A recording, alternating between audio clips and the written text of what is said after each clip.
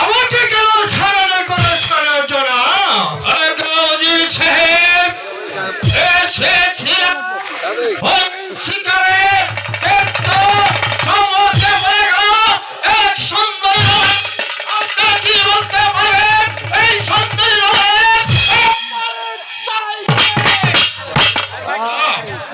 হয়তো সামনে দেখা যাচ্ছে গণক সাহেবের বাড়ি আমার ওই মেয়েটির পরিচয় ওই গণক সাহেবের কাছে জেনে নেব জনাব বেশ আর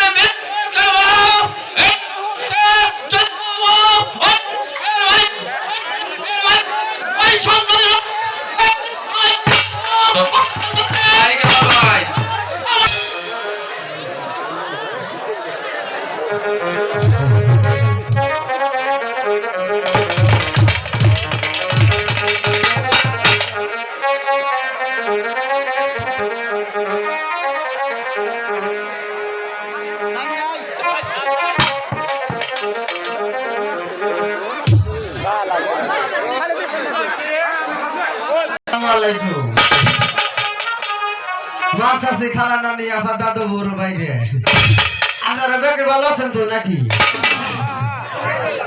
ব্যাগে আমার ফেলে চাই থাকে নামিকার ফেলে চাই আপনাদের পক্ষে অবশ্যই ভালো হয়েছে কারণ হলো শীতের দিন গরম বলছেন ভালো হয়েছে আমার হাই রে হাই দুঃখে আগুন জ্বলে ওই 1000 টাকার বাগান খাইল 5 টাকার ছাগলে মরি হাই রে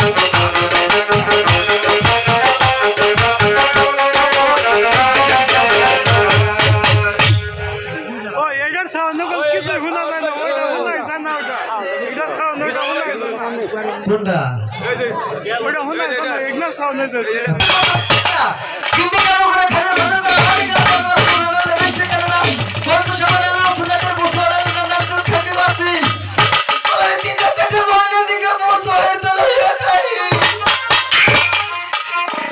এত কে কোনো বিয়ার কেমন রাস্তা চলে কিছু ভালো লাগে না ঘটক সাহেবকে বলছো ঘটক সাহেব ঠিক কথা বলতেছে বাড়ি এলাম মানে কথা কই আসতেছে না হিয়া লাগছে মনে হয় বাড়িতে খবর দাও ঘটক সাহেব আসেন মহারাজ আসেন গরিবের বাচ্চা নাতির ভাড়া মহারাজ না ঘটক সাহেব বলুন মহারাজ আমি বসে আছি নেই আমি এসেছিলাম হরিণ শিকারে কিন্তু সমুদ্রে পড়ে গেল একটি সুন্দর আপনি কি বলতে পারবেন এই সুন্দর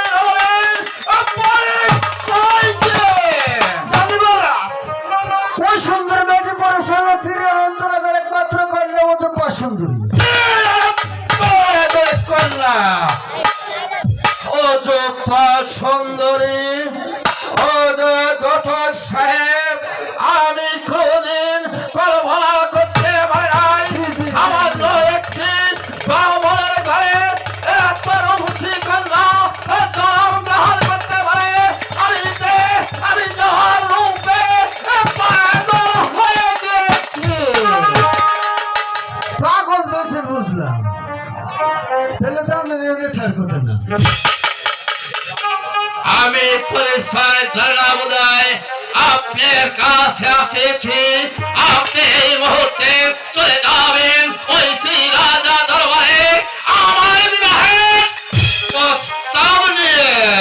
শোনাই নাইছি, আমি তো কোন পাগল বানাইলো মেয়ের পাগল, এটা তো শুধু আমার কাছে নাই, কিন্তু পরিচয় আছে। তাহলে আমার কিছু চাইতে তোর খরচা দিয়ে যান মহারাজ। বেশ অগণির সাহেব, গঠন সাহেবকে কিছু টাকা দিয়ে বলে আছেন ছলে বলে কৌশলে ওই সুন্দরী রমণীকে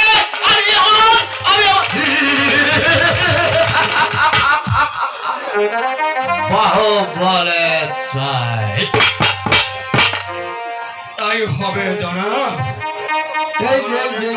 সাহেব, আপনি আমার পিছনে পিছনে চলে আসুন। আপনাকে রাজপথ হতে আপনার যাতায়াতের খরচা দিয়ে দিচ্ছি। তাই তো আপনি আমার পিছনে পিছনে চলে আসুন গণক সাহেব, চলে আসুন। পকেটে তো দরজা লাগাই নাই, দরজা ছাড়া পকেট আনছি তাই পাইলাম না ভাই। ব্যবসা কেটাই জান লাগবো, বুঝছি ব্যবহার সেবার ভালো। এই রাজা রানীর বিয়া পড়াইতে পড়াইতে নিজের জানের কাম হারা, ওদের বেতন চাইবার গেলে বেতন দেয় না, খালি বেতন নাই যায়।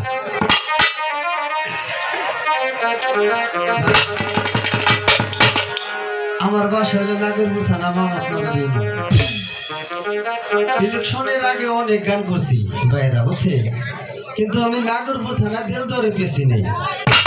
ছোটরা গান লিখছিলাম, গাওয়ার চান্স হয়নি। লাগে না ভালো খালেদা জিয়ার নাম সারা,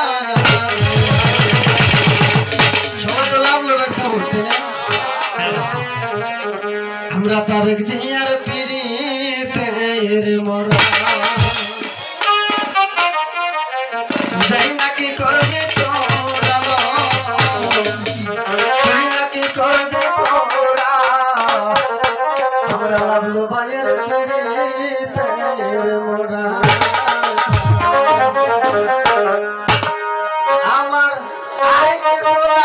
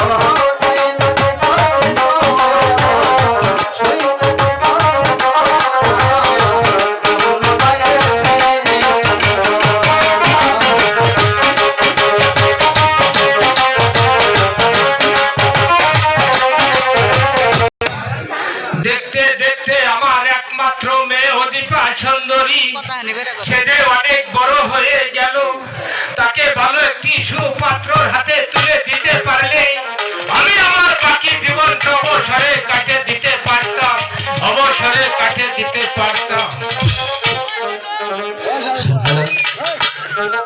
ও বাইরে সদর করে টিনেরি কায়া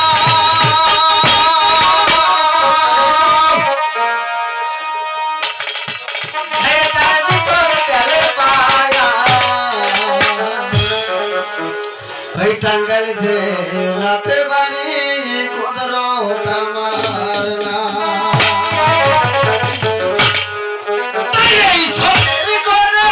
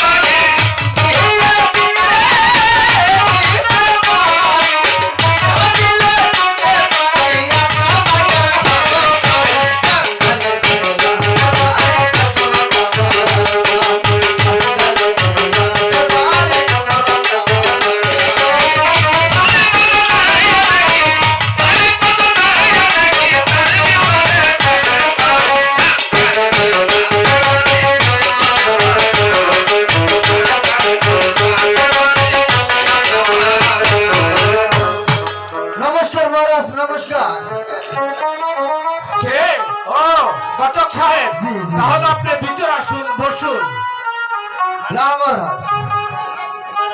আমি আসার মতো জানতে পারলাম আপনার ঘরে নাকি একটা কন্যা আছে, তা বিয়ের প্রস্তাব নিয়েছেন। ঘটক সাহেব, সে তো ভালো কথা, তাহলে সে ছেলেটার নাম কি আপনি খুলে বলুন। বাপুরি মহারাজ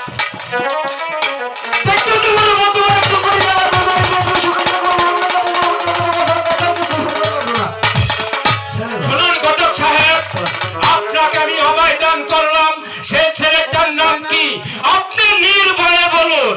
কিছু বুঝুন নাই, আপনি বুঝবেন কেমবা?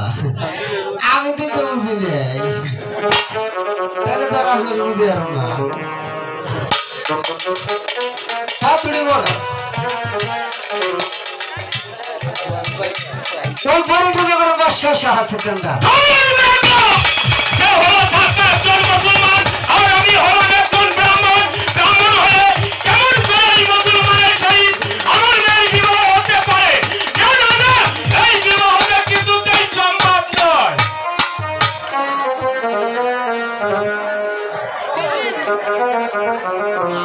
শরীর মুখ দেখছে হ্যালো ভালো করে করে আমার আর্থিক তার জোড়া দিচ্ছে ধরো কিনা এই যে তার লাগাইছে এই যে ধরো কিনা কারেন্ট চলে আমার মনে করেন একটু গ্যাসের সিস্টেম রাখছি, গ্যাসটা মনে করে বললো ডিজেল সব আছে না, বাড়তে গেলে বাড়ি গেল মনে করে কাম হয় ভাগার বুকের দিয়ে হারে নাই সুন্দর দরকার তো রাত থেকে ফাঁকে খাই তেল তুল কিনার মুড়ি খাই মনে করেন একটু যা জুম করে একটু নিয়ে দিই ধমকটা দিয়ে একটু কইয়া দিবেন না, একটু হক থেকে খারাই দিয়ে কামরা তো সব ভালো ছিল মারাছে রাজি হয়ে যান। শুনুন ঘটক সাহেব, আপনি যদি স্বইচ্ছায় আমার বাড়ি থেকে বের হয়ে না যান, আপনাকে আমি গাছ ধাক্কা দিয়ে বের করে দিব। কোথায় কইছেন আমার উদ্দিরে বড়ের গাছ থাকলে ফুলা হানার বুঝলে মানুষ নাই গেঞ্জি বইতে না কাকু লয়া থাকলে দুই একজন গরম বা মর আসে ছেলে ভালো আপনার মেয়েরে দিয়ে দিলে সুখ শান্তিতে খাইবো, এই ঘরে টোলা মারা দেয় ওই ঘরে টোলা মারা দেয় বছরের দাম চাইতে সুখে আসবো না, রাজি হয়ে যান। শুনুন ঘটক সাহেব, আপনি কিন্তু বারবার একই কথাই বলেছেন, আপনি যদি আমার বাড়ি থেকে বের হয়ে না যান, আপনাকে আমি দারুণ ডেকে ধাক্কা দিয়ে বের করে দিব।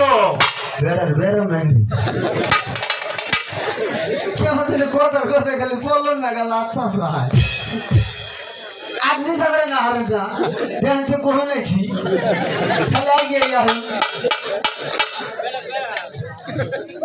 আমার শরীরে কিছু না থাকলে কি কুদি আছে এটা তো কি আর 5,000 না তলাই হলো ওটা তো বিষয় না হ্যাঁ কিন্তু মারা জামার হলো একটা আপনাকে কথা বলে যাচ্ছি আমার তো লোক তো টাকা কিন্তু দামি করে দিতে পারি চলো ভালো করে কোন ছেলে যাব আমরা আপনার মাঝে 500 টাকা আমার বাচ্চা শরীর দুই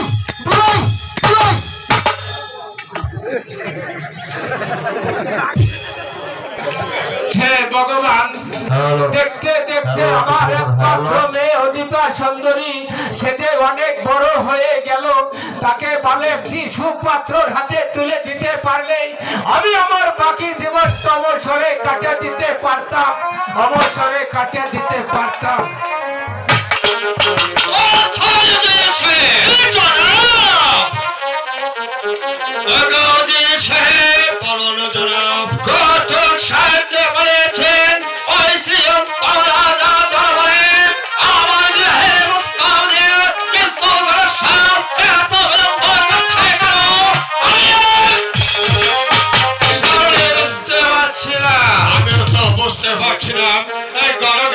কেন অত বিলম্ব করছে?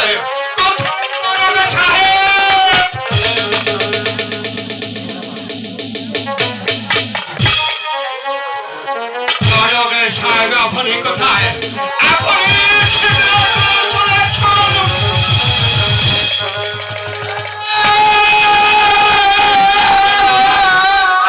রাস্তার মধ্যে কান্নার শব্দ শুনতে পাচ্ছি। রাস্তার মধ্যে কান্নাকাটি করেছে জনাব।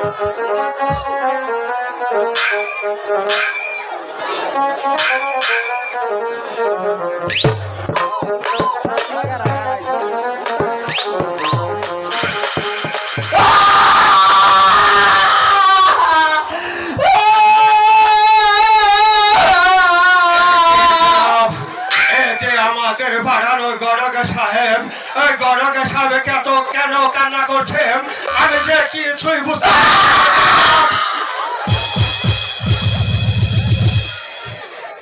ঘটক সাহেব এন দিয়েছে করে তেতুলে বানা ছাল দেও ব্যক্তি হরি দিছি ঘটক সাহেব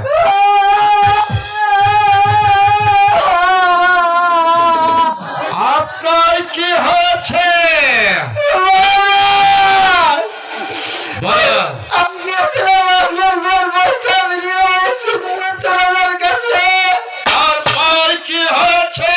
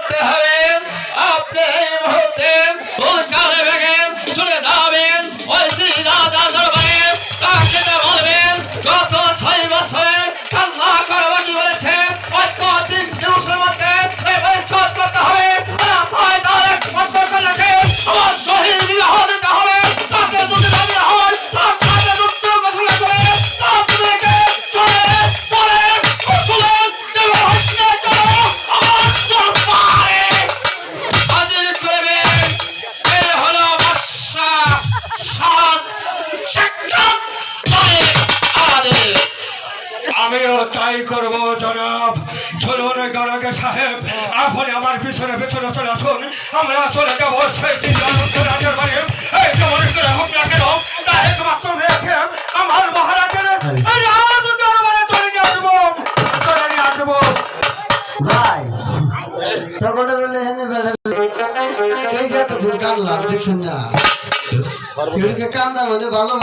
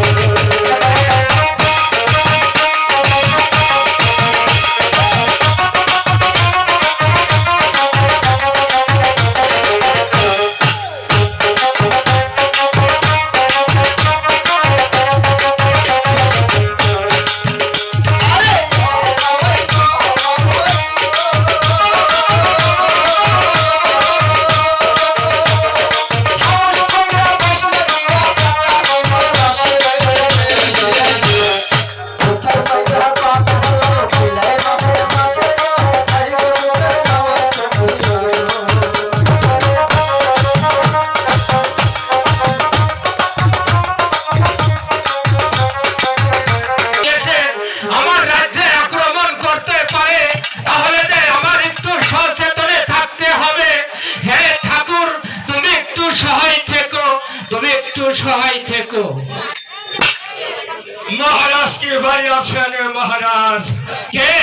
ও সেনাপতি সাহেব, তাহলে আপনি ভিতরে আসুন, বসুন। না মহারাজ, আমি বসতে আসিনি। আমি শুধু জানতে এসেছি আমাদের বাগানো গরগা সাহেবকে আপনি অপমান করেছেন কেন? অপমান করে তাড়িয়ে দিয়েছেন কেন বলুন? তাহলে শুনুন সেনাপতি সাহেব, সে হলো সাক্কা একজন মুসলমান আর আমি হলাম একজন ব্রাহ্মণ। ব্রাহ্মণ হয়ে কেমন করে শহীদ আমার মেয়ের বিবাহ হতে পারে? না না না, এই বিবাহ কিছুতেই সম্ভব নয়। তাতে কি হয়েছে? আমরা চারে কালেমা পাঠ করিলাম, তার উপর বিয়ের কাজ সম্পন্ন করতাম। শুনুন সেনাপতি সাহেব, আমি কিন্তু অনেক ভেবে চিন্তাই দেখেছি এই বিবাহ যে আমার পক্ষে কিছুতেই সম্ভব নয়। তাহলে শুনুন মহারাজ, আপনার 6 বছরের খাজনা বাকি বলেছেন, তাদের সেই খাজনা আপনাকে 4 বছরের মতো পরিশোধ করতে হবে।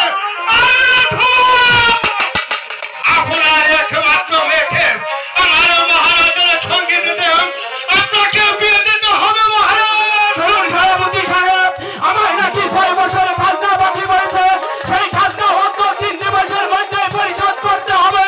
এটা কিন্তু আমার পক্ষে কিছুতেই সম্ভব নয়। আর সেনাপতি সাহেব, আপনি কিন্তু আমার না প্রয়োজন হলে আমার মেয়েকে কেটে করে ওই নদীর স্রোতে ভাসিয়ে দিব। ওই 500 জাগান্তারের সহিত আমার মেয়ের বিবাহ হতে পারে।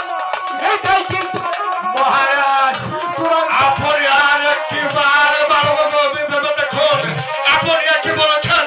প্রয়োজন হলে আপনার একমাত্র মেয়েকে কেটে টুকরো টুকরো করে ওই নদীর জলে ভাসিয়ে দিবেন। আপনার একমাত্র মেয়েকে আমার মহারাজের সঙ্গে আপনি বিয়ে দিবেন না, তাহলে আমি শুনুন মহারাজ, এই মুহূর্তে আমি আপনার সঙ্গে যুদ্ধ ঘোষণা করলাম। সেই যুদ্ধে আপনার সঙ্গে যুদ্ধ করলাম। একমাত্র মেয়েকে আমার মহারাজের রাজ দরবারে তাহলে হয়তো আপনি ভেবেছেন আমি বৃদ্ধ হয়েছি বলে আমি এখনো অস্ত্র ধরা ভুলে যাইনি। তাহলে ধরুন অস্ত্র কত শক্তি আছে পরীক্ষাটা হয়ে যাক। আপনার যখন বৃদ্ধ বয়সে যুদ্ধের ছাদ জেগেছে, তাও হলো তরুণ আশ্রম। দেখা যাক কে কাকে পরাজিত করতে পারে।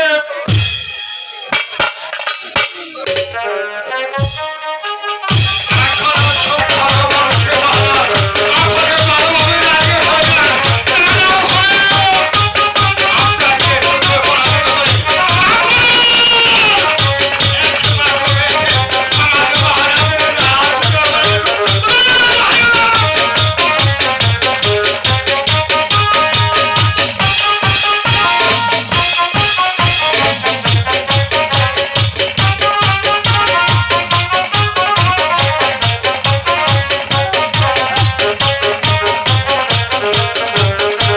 সময় আছে বলুন মহারাজ, এখনো সময় আছে।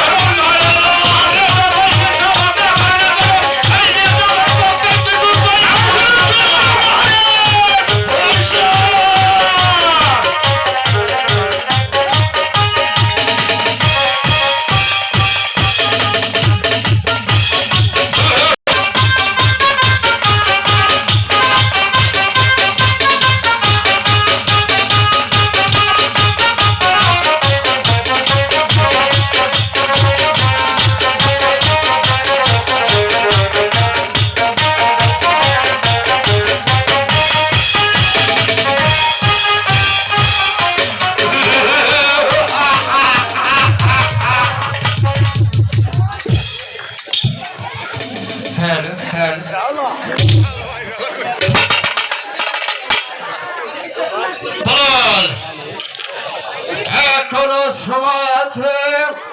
আপনি যদি স্বেচ্ছায় আপনার মেয়েকে আমার হাতে তুলে দেন, তাহলে আপনাকে দেব মুক্তি।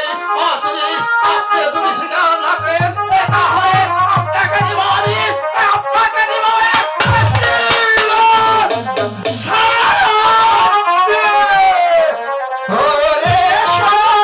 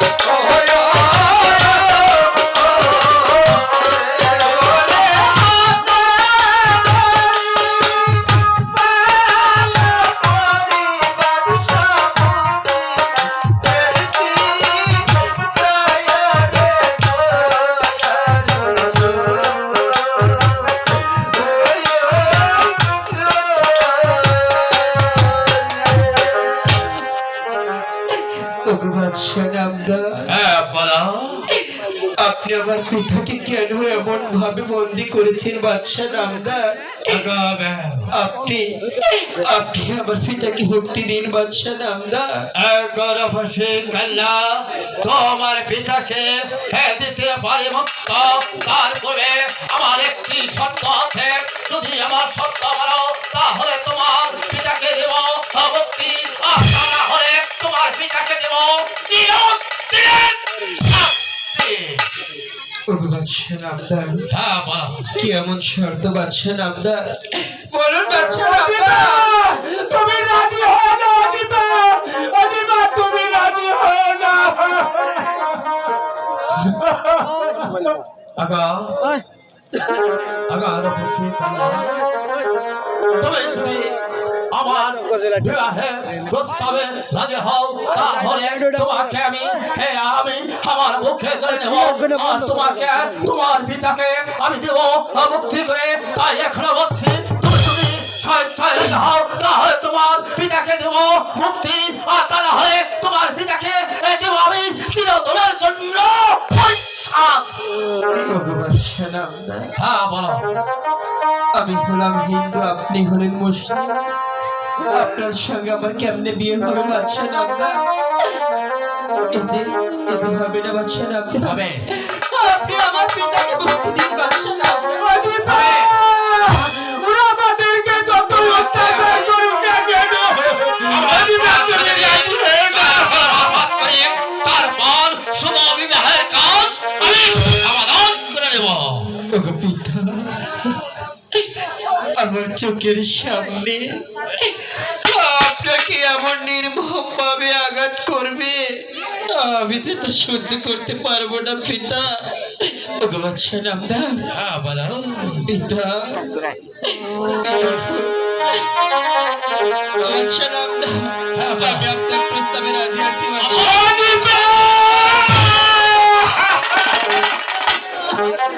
তুমি কি করলে অজিবা? তুমি কি করলে? এই কি লেখা?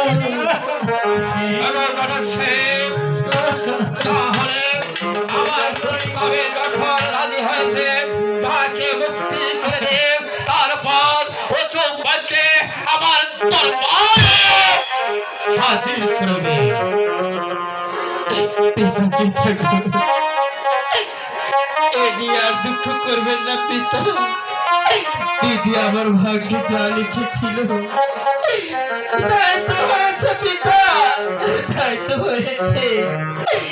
দিদির লিখে হচ্ছে নাজার খণ্ডন পিতা, নাজার খণ্ডন, নাজার খণ্ডন।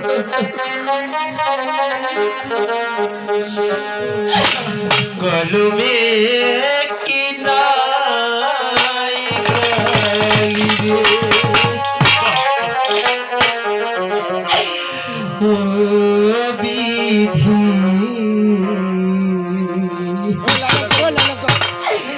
কলমে নাই গালি,